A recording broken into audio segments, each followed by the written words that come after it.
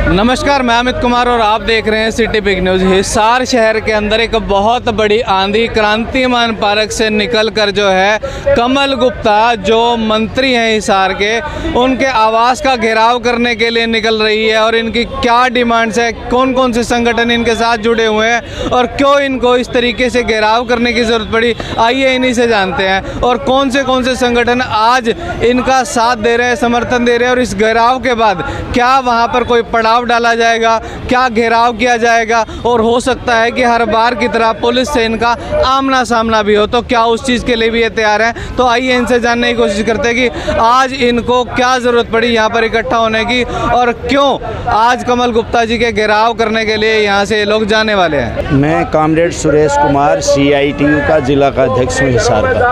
आज क्रांतिमान पार्क में आप सब लोग किस वजह से इकट्ठा और कौन कौन सी ऐसा हमारे स्टेट CITU की मीटिंग में ये निर्णय लिया गया था कि आज जिस प्रकार से चाहे वो महिला मजदूर हैं चाहे पुरुष मजदूर हैं, वो सभी लोग परेशान हैं, जिसको लेकर के वो अपने अपने मांग मुद्दों को लेके पूरे हरियाणा में हम 10 और 11 जुलाई को पूरे हरियाणा में प्रदर्शन करेंगे। मंत्रियों का या DC कार्यालय का घेराव करेंगे, ये हमारा निर्णय था। उस निर्णय के अनुसार हम हिसार में 11 और 12 को जब हमारे यहाँ स्वास्थ्य मंत्री कैबिनेट मंत्री हैं कमल गुप्ता, उसका घेराव करने के लिए हम जा रहे हैं। इस बात को लेकर हम यहाँ इकट्ठे हुए हैं। हमारी CITU की राज्य के अध्यक्ष सुरेखा अभी आई हुई है। तो मुख्य जो सवाल है निर्माण मजदूरों से अगर हम लें अलग अलग, क्योंकि हमारी जो यूनियनें हैं सीटू के अंदर दर्जनों यूनियनें हैं, जिसमें ग्रामीण सफाई कर्मचारी है, आंगनवाड़ी है, मिड डे मील है, आशा वर्कर है, निर्माण मजदूर है, मनरेगा है और दूसरे हैं। तो इन सारे का जो सवाल है मुख्य जो सरकार से संबंधित जितनी भी स्कीम वर्कर हैं, 26,000 न्यूनतम वेतन की एक हमारी मांग है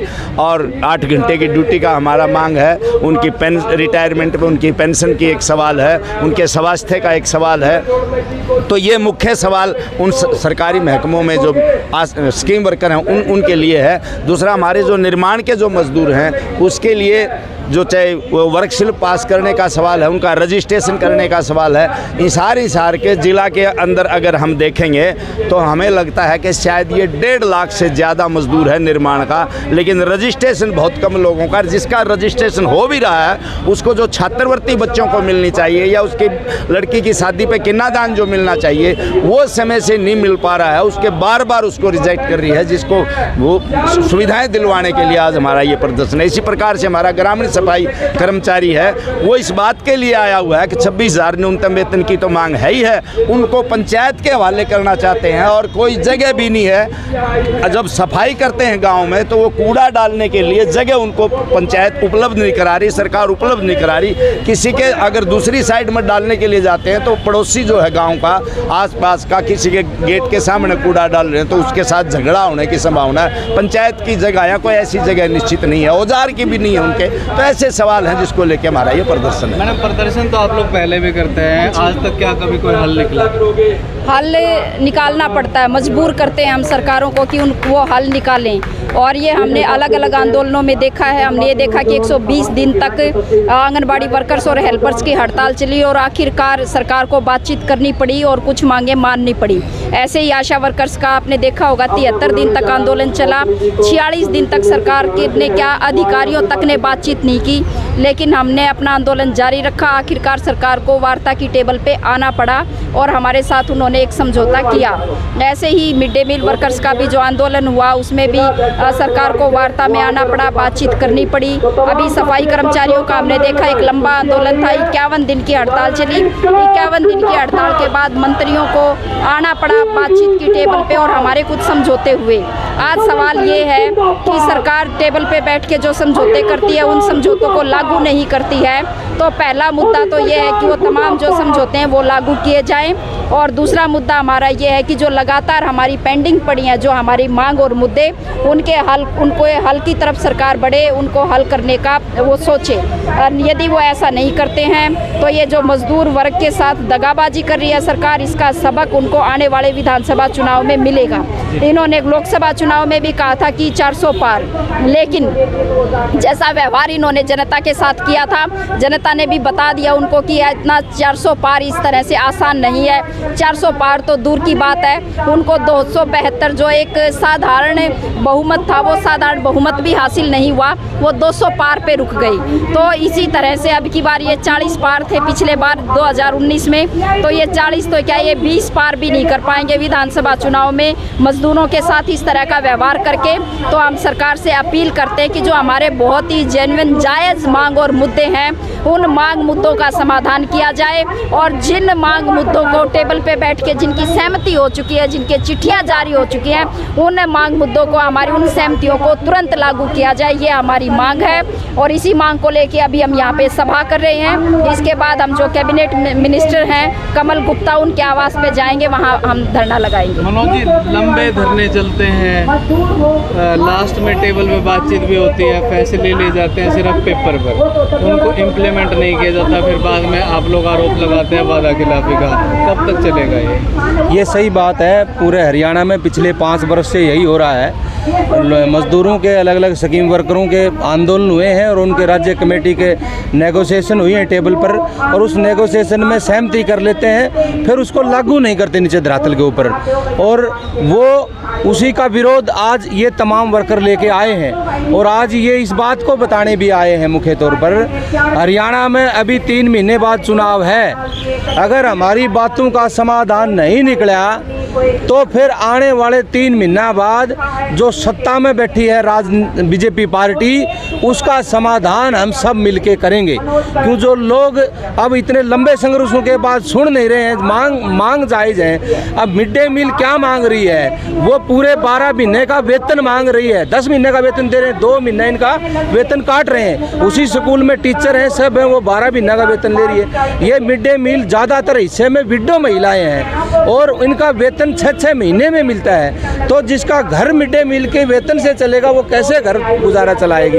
ऐसे आशा वर्कर है, ऐप से ऐप लगातार नए ऐप आ रहे हैं, तमाम हेल्थ के सर्वे जितने भी हैं पूरे आशा वर्कर पर थोपे जा रहे हैं। और इनका जो मानदेय है वो काम के बदले में मेहनताना का समझौता है, लेकिन वो सिर्फ स्कीम वर्कर के जो मेहनताना वो देते हैं, जो और काम करा वो मेहनताना नहीं देते। आंगनवाड़ी का भी यही है, आंगनवाड़ी को न समय पर सुविधा मिलती है, न राशन टाइम पे मिलता है, न बैठने को जगह है, ना सेंटर है, ना इनकी न्यूनतम वेतन की मांग है, उसमें कोई समझौता है। ऐसे जो निर्माण के जो मजदूर हैं, निर्माण के मजदूर पिछले 5 वर्ष से आंदोलन में हैं और इन्होंने यूनियनों का अधिकार छीन के तमाम पंचायत सेक्रेटरी, पटवारी, इनको LI इनको दे दिया, और वो तमाम के तमाम अधिकारी वर्क स्लिप वेरीफाई करने के बदले में 500, 700, 200 रुपये लेते हैं। तमाम मजदूरों ने अपील डाल दी कि भी हमारे से ये रुपये ले रहे हैं, इनको रोको, ताकि काम तो वो फ्री में करवाने का सरकार की जिम्मेदारी है। मनोज जी, आज भी हर बार की तरह सिर्फ शोर मचा कर घेराव करके थोड़ी देर वहाँ हल्ला बोल करके वापस आ जाओगे, या कुछ इस बार अलग करने वाले? हमारी तमाम यूनियनों का आज ये जो निर्णय है, पूरे हरियाणा में 2 दिन का पड़ाव था। इस पड़ाव के बाद सरकार नहीं सुनती है तो आगे राज्य लेवल के प्रदर्शनों की कॉल की घोषणा हो जाएगी, और ये जब तक आंदोलन चलेंगे तब तक ये हरियाणा के विधानसभा चुनाव आएंगे, तब तक लगातार आंदोलन में रहेंगे। और फिर भी नहीं सुनी तो फिर सीधा चुनाव में ये मजदूर उतरेंगे, इनको गांव में जूता मारेंगे आएंगे जब वोट मांगने के। आखिरी रास्ता यही है फिर हमारे पास। आपसे जानना चाहूँगा कि आज के इस प्रदर्शन के अंदर महिलाओं की स्ट्रेंथ काफ़ी ज़्यादा है, और अक्सर देखा जाता है कि जब इस तरीके के आप घेराव करने के लिए जाते हैं तो वहाँ पर जो पुलिस के साथ आमना सामना करना पड़ता है, तो क्या ये महिलाएं टूट तो नहीं जाएंगी? ऐसे है जी, आशा वर्कर जो है, चाहे मिड डे मील है, चाहे आंगनबाड़ी है, ये महिला टूटने वाली नहीं है। वैसे तो कोई भी महिला टूटने वाली नहीं होती जब उसके ऊपर अत्याचार होता है। ये तो सरकार कर रही है और सरकार का मुंह तोड़ हम जवाब देंगे। जो हमारा समझौता हुआ था वो हम चाहते हैं कि लागू हो, तो हमारे स्वास्थ्य मंत्री का घेराव करेंगे।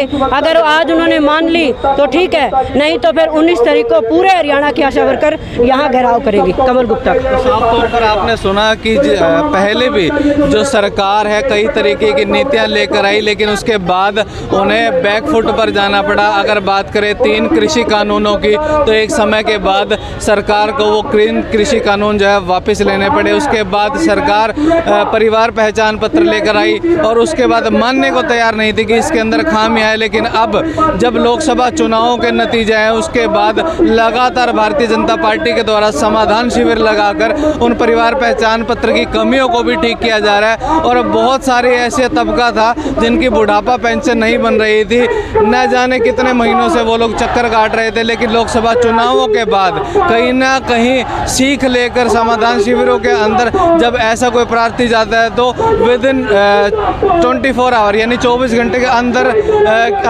ही अगर बात करें तो 24 घंटे के अंदर वो बुढ़ापा पेंशन भी बन जाती है। लेकिन कहीं ना कहीं ये जो तबका है ना जाने कितने ही सालों से अपने डिमांड्स को लेकर कितनी बार प्रदर्शन कर चुका है, कितनी बार घेराव कर चुका है, लेकिन टेबल पर समझौता तो होता है और होता है सिर्फ कागजों में, ज़मीनी स्तर पर वो लागू नहीं होता, जिसके चलते आज ये तमाम संगठन इकट्ठा होकर कैबिनेट मंत्री कमल गुप्ता के घर का घेराव करने वाले। और उसके बाद ये घेराव यहीं तक नहीं थमेगा, 24 घंटे का पड़ाव भी जो है कैबिनेट मंत्री कमल गुप्ता के घर के बाहर लगाने वाले। अब देखने वाली बात यह है कि ये सोई हुई भारतीय जनता पार्टी सरकार जो है क्या जागने का काम करेगी, क्या इनकी जो जायज़ से जायज़ डिमांड्स हैं उनको पूरा करने का काम करेगी, या फिर ये प्रदर्शन यूं ही चलता रहेगा और आने वाले विधानसभा चुनाव में इसका एक अहम भूमिका रहेगी। आपकी जो भी राय है वो कमेंट करके जरूर बताएं। इस वीडियो को शेयर करना ना भूलें। धन्यवाद।